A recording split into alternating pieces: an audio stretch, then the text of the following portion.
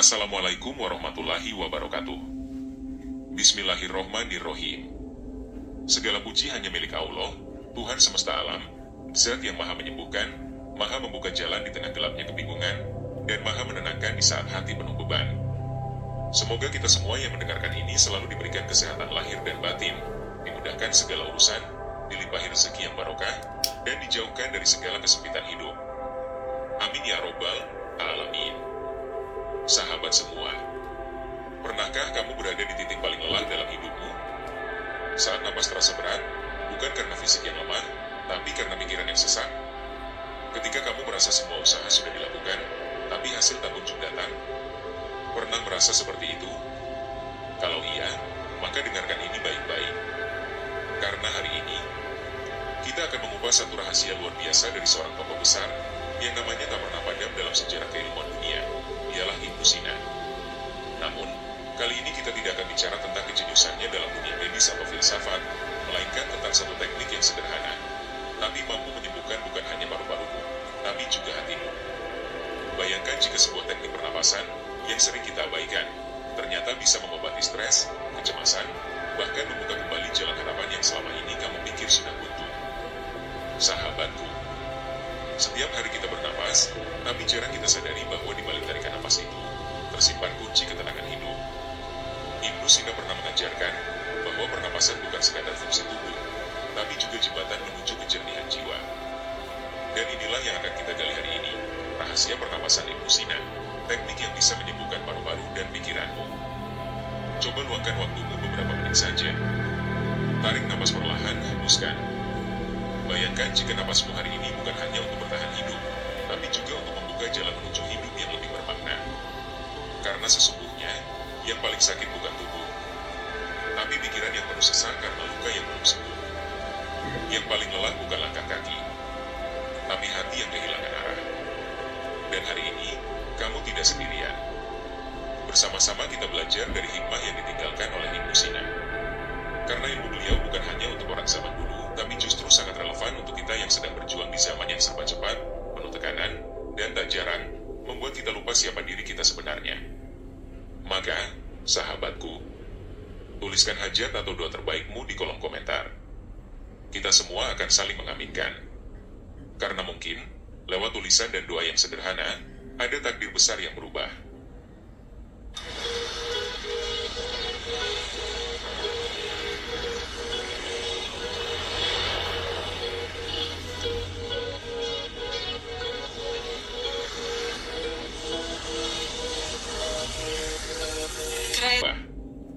Dan semoga Allah mengabulkan segala doa dan harapanmu. Amin. Sebelum kita mulai pembahasannya, jangan lupa untuk klik subscribe dan like video ini. Kenapa? Karena bisa jadi, satu klik darimu adalah bagian dari jalan kebaikan untuk dirimu sendiri dan orang lain. Di sini, kita bukan hanya mendengar cerita, tapi menjemput hikmah, membangun harapan, dan menyegarkan hati yang hampir menyerah. Siap untuk menemukan ketenangan lewat napasmu sendiri? Mari kita mulai. 1. Napas kesadaran. Tarikan nafas sebagai alarm jiwa yang terlupa. Bayangkan, setiap detik kita bernapas, namun tidak pernah benar-benar hadir dalam napas itu. Kita menarik dan menghembuskan udara tanpa sadar, seolah tubuh berjalan otomatis, tapi jiwa tertinggal di belakang. Inilah yang diam-diam disinggung oleh Ibnu Sina, bahwa napas bukan hanya proses biologis, tapi tanda kehidupan yang seharusnya disadari, dinikmati, dan dihargai. Dalam catatan filsafat dan pengobatannya, Ibnu Sina menekankan pentingnya kesadaran dalam segala proses tubuh, termasuk bernapas. Karena baginya, kesadaran adalah awal dari kesembuhan, dan napas adalah jembatan menuju kesadaran itu. Saat manusia hidup tergesa-gesa, terus dikejar waktu, target, ketakutan, dan hayalan, maka yang pertama kali hilang bukan kekuatan, tapi kesadaran. Dan hilangnya kesadaran adalah awal dari kegelisahan yang panjang. Pernah gak kamu duduk diam, tapi pikiranmu kemana-mana? Pernah tubuhmu lelah, tapi hatimu lebih berat karena tak tahu kenapa merasa sesak? Disitulah alarm itu mulai berbunyi. Alarm jiwa. Bukan dari suara, tapi dari napas yang tiba-tiba pendek, tak teratur, bahkan seperti berat.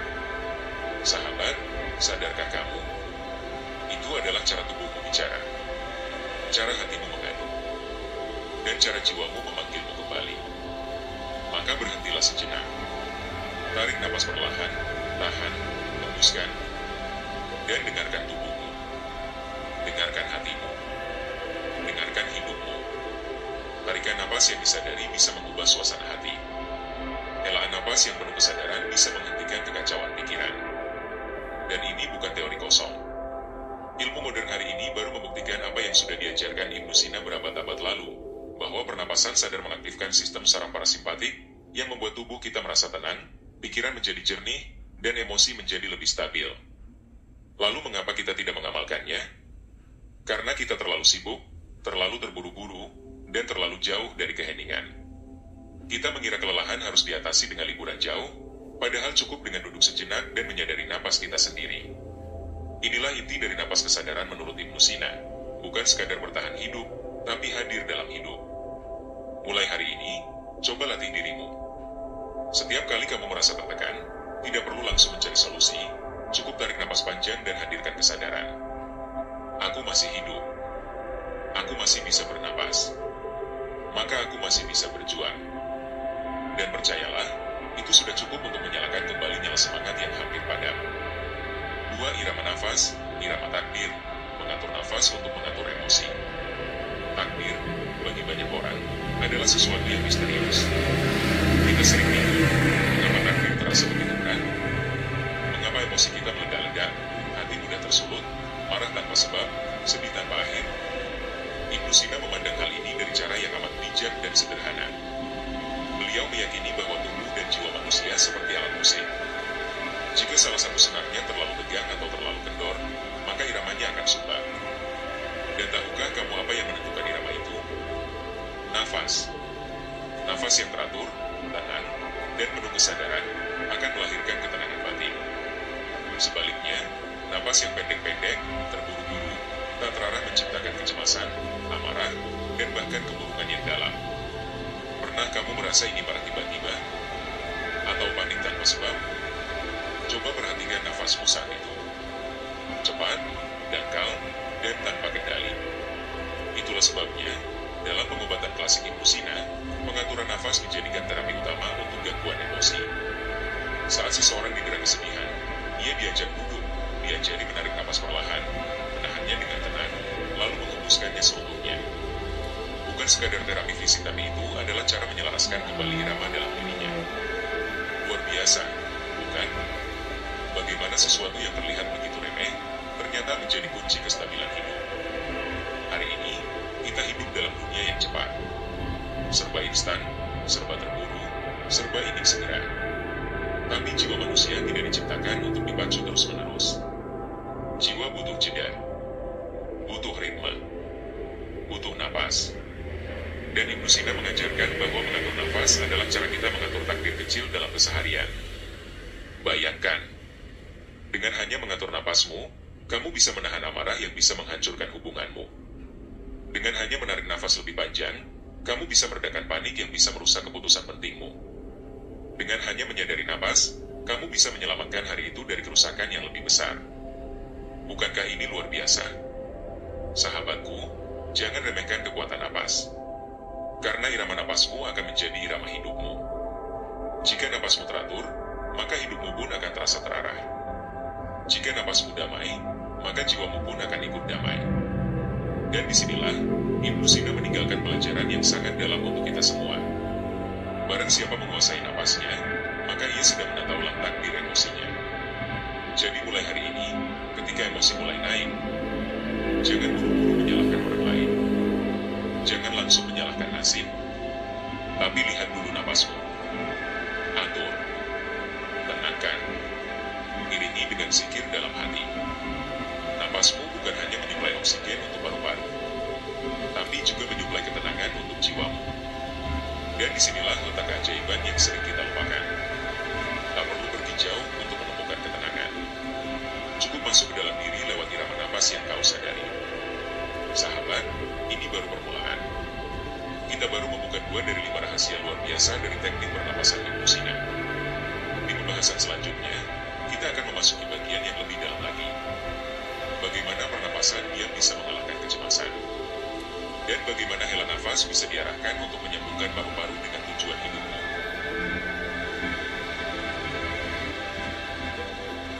Sungguh, ini bukan sekadar pembahasan, tapi perjalanan untuk kembali mengenali diri. Dan semuanya dimulai dari satu hal. Napas. 3 pernapasan diam, teknik sunyi yang mampu mengalahkan kecemasan. Pernahkah kamu merasa dunia begitu bising? Bukan karena suara kendaraan atau keramaian, tapi karena pikiranmu sendiri. Kepalamu penuh dengan kalimat-kalimat yang tidak kau inginkan. Apa aku cukup baik? Kenapa hidupku begini-begini saja? Bagaimana kalau semuanya gagal? Kecemasan adalah suara yang tak terdengar oleh orang lain, tapi nyaring di dalam kepala kita sendiri. Dan inilah yang dirasakan jutaan orang hari ini. Terlihat kuat di luar, tapi rapuh di dalam. Terlihat tenang, padahal gelisah tak berujung. Ibnu Sina memahami kondisi ini jauh sebelum dunia mengenal istilah anxiety disorder. Ia tidak menyebutnya penyakit jiwa seperti hari ini, tapi menyebutnya kekacauan antara ruh dan napas. Dan satu teknik yang beliau tinggalkan sebagai pengobatan jiwa adalah pernapasan diam. Sebuah latihan sunyi, yang bukan hanya menenangkan tubuh, tapi juga menghadirkan kembali ketenangan yang lama hilang. Apa itu pernapasan diam? Ini bukan tentang meditasi panjang, bukan tentang teknik yoga, bukan pula ritual aneh yang membingungkan, tapi justru sebaliknya. Ini tentang duduk diam, tanpa berkata, tanpa berpikir keras, tanpa menghakimi apapun. Hanya duduk, tarik napas perlahan, tahan sejenak, hembuskan perlahan, dan diam. Benar-benar diam. Dalam sunyi itu, tubuhmu akan mulai bicara. Bukan dengan kata-kata, tapi dengan rasa. Awalnya mungkin akan terasa aneh.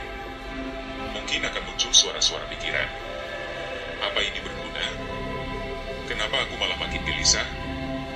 Tapi jika kamu sabar dan terus bernapas dalam diam, kecemasanmu perlahan akan melemah. Karena kecemasan itu tumbuh dari reaksi yang berantai. Satu pikiran kecil dibalas dengan pikiran besar. Satu ketakutan dikuatkan oleh dugaan buruk. Maka cara mengalahkannya bukan dengan melawan, tapi dengan diam. Pernapasan diam seperti ini mengubah tubuh kita ke dalam mode penyembuhan. Jantung melambat, otot mengendur, gelombang otak mulai masuk ke kondisi tenang, dan tubuhmu akan berkata, akhirnya aku bisa istirahat. Sahabat, kita tidak bisa mengontrol semua masalah dalam hidup, tapi kita bisa mengontrol bagaimana tubuh dan pikiran kita meresponnya. Dan salah satu caranya adalah dengan melatih pernapasan diam. Lakukan ini minimal 3-5 menit setiap hari. Tidak perlu waktu lama, cukup konsisten. Dan lihat sendiri bagaimana kecemasan yang dulu terasa begitu besar perlahan mengecil hingga akhirnya lenyap. Sunyi bukan berarti hampa. Diam bukan berarti lemah. Justru dalam diam, ruh kita bisa mendengar kembali suara petunjuk dari Allah. 4 hela nafas tertuju, menyambungkan paru-paru dengan tujuan hidup. Apakah kamu tahu kemana arah hidupmu sekarang? Atau mungkin kamu sedang merasa hidup ini datar, hambar, tak tahu harus kemana? Kalau iya, kamu tidak sendirian. Banyak orang bekerja keras setiap hari, tapi di dalam hatinya mereka hampa. Bangun pagi, kerja, pulang malam, tapi tidak tahu untuk siapa, untuk apa, dan sampai kapan. Ibnu Sina pernah mengatakan dalam naskah filsafatnya, jiwa yang tidak tahu tujuannya akan menjadi beban bagi tubuhnya. Dan salah satu tanda jiwa yang kehilangan arah adalah napas yang kehilangan tujuan. Maka beliau menyusun satu latihan, sebuah pendekatan pernapasan yang bukan hanya menenangkan, tapi juga mengarahkan. Latihan ini disebut sebagai hela nafas tertuju. Apa itu? Hela nafas tertuju adalah latihan sederhana tapi sangat bermakna. Setiap tarikan dan hembusan napas diarahkan untuk mengingat kembali tujuan hidup. Setiap helaan adalah afirmasi, setiap tarikan adalah penguatan. Contohnya begini. Sambil menarik napas, ucapkan dalam hati, aku bernapas untuk menjadi lebih kuat. Tahan sebentar, lalu hembuskan pelan sambil berkata dalam hati, aku hembuskan semua keraguan dan rasa takutku. Atau bisa juga seperti ini. Tarik napas. Aku masih hidup karena Allah punya rencana besar untukku. Hembuskan. Aku siap menjalani hari ini dengan semangat dan ikhlas. Latihan ini bukan hanya soal sugesti, tapi tentang menyambungkan kembali napas dengan arah hidup. Karena selama ini kita bernapas seperti robot. Tanpa makna, tanpa rasa, tanpa kesadaran. Dan akibatnya, kita mudah lelah, mudah putus asa, mudah merasa gagal meski sudah melangkah sejauh ini. Hela nafas tertuju membawa makna di balik setiap detik hidup. Ia menyuntikkan kekuatan baru dalam tubuh. Ia membuat setiap hari terasa punya arah. Setiap tugas punya arti. Dan setiap langkah terasa diberkahi. Sahabat, hidup ini bukan tentang siapa yang paling cepat, tapi siapa yang paling sadar. Dan orang yang sadar akan lebih mudah menemukan jalannya. Dan jalan itu bisa dimulai dari satu tarikan napas yang benar. Maka hari ini, coba latih dirimu untuk menjadikan napas sebagai doa, sebagai pengingat, sebagai penguat. Karena terkadang, yang kamu butuhkan bukan motivasi dari luar, tapi napas yang tertuju dengan niat yang benar. 5. Napas sebagai zikir tersembunyi, jalan sunyi menuju penyembuhan hati. Pernahkah kamu merasa telah berdoa, tapi hati tetap gelisah? Sudah sujud berkali-kali, tapi luka batin belum juga pulih? Sudah berusaha berzikir, tapi tetap sulit tenang? Sahabat, ada satu pelajaran sunyi dari Ibnu Sina, yang sangat dalam, tapi sering luput dari perhatian manusia modern, yaitu menjadikan napas sebagai zikir tersembunyi. Zikir yang tidak terucap oleh lisan, tapi terus berdetak dalam jiwa, seiring tarikan dan hembusan napas. Ibnu Sina menyebutnya zikran nafs, zikirnya jiwa. Bukan dalam bentuk bacaan panjang, tapi berupa kesadaran bahwa setiap napas yang keluar masuk adalah bagian dari hubunganmu dengan Sang Pencipta. Karena apa sebenarnya zikir itu? Zikir bukan semata kata, tapi kesadaran penuh akan kehadiran Allah di dalam hidup kita. Dan betapa indahnya jika kesadaran itu melekat di dalam setiap tarikan napas kita. Bayangkan ini. Tarik napasmu dengan pelan. Dan dalam hati katakan, Subhanallah. Tahan sebentar, rasakan keheningan itu. Lalu hembuskan perlahan sambil ucapkan, Alhamdulillah. Lakukan lagi. Tarik napas dalam hati bisikan, La ilaha illallah. Tahan sejenak. Lalu hembuskan perlahan, Allahu Akbar. Bukan hanya lisanmu yang berzikir, tapi juga paru-parumu, detak jantungmu, bahkan aliran darahmu. Karena seluruh tubuhmu kini ikut berzikir, ikut menyatu dalam ketundukan. Inilah teknik napas yang menjadi jalan penyembuhan hati. Karena luka batin seringkali muncul dari hati yang jauh dari zatnya. Dan obat dari hati yang jauh adalah mendekat. Mendekat tanpa harus selalu bersuara, cukup dengan napas yang sadar. Ibnu Sina meyakini bahwa penyakit-penyakit jiwa dan bahkan penyakit fisik banyak yang berpangkal dari kekacauan batin dan kelalaian akan kehadiran Allah. Maka beliau mengajarkan agar napas bukan hanya sebagai alat hidup, tetapi juga sebagai alat menyambung ruh dengan Tuhannya. Bayangkan, jika setiap hari kamu melatih napasmu seperti itu, bukan hanya kamu lebih sehat secara fisik, tapi hatimu pun menjadi lebih jernih, pikiranmu menjadi lebih ringan, dan hidupmu mulai terasa punya cahaya yang baru. Dan ini bukan hanya soal spiritual, tapi juga berdampak ke kehidupan nyata. Kamu akan lebih sabar dalam menghadapi masalah, lebih tenang dalam membuat keputusan, lebih kuat saat menghadapi rasa sakit, lebih bisa bersyukur, bahkan dalam kesederhanaan. Karena hatimu tidak lagi berisik, tapi dipenuhi zikir yang tersembunyi. Sahabat, kita terlalu sering mencari kedamaian di luar diri. Padahal seringkali, yang kita butuhkan adalah menata ulang cara kita bernapas. Karena di setiap napas, ada kesempatan untuk kembali. Kembali ke dalam diri. Kembali ke arah ilahi. Maka mulai hari ini, cobalah hadirkan napas yang disadari sebagai zikir sunyi. Bukan untuk orang lain, tapi untuk ketenangan dirimu sendiri. Dan percayalah, jika napasmu berzikir, maka seluruh hidupmu akan ikut berzikir. langkahmu akan lebih terarah, hatimu akan lebih bersinar, dan hidupmu akan lebih diberkahi. Itulah 5 rahasia pernapasan dari Ibnu Sina. Bukan sekadar teori, tapi jalan hidup yang telah ditempuh oleh seorang jenius, dokter, filsuf, dan ahli ruh. Dan jika kamu mau mencobanya hari ini, tarik satu napas pelan-pelan, dan mulailah perjalanan sunyi itu. Karena bisa jadi, dalam satu helaan napas, Allah sedang membuka pintu ketenangan yang selama ini kamu cari. Sampai jumpa di pembahasan selanjutnya, di mana kita akan menggali lebih dalam bagaimana Ibnu Sina menyeimbangkan logika dan rohani antara ilmu medis dan hikmah langit. Pastikan kamu tetap menyimak, karena kisah dan ilmunya masih panjang.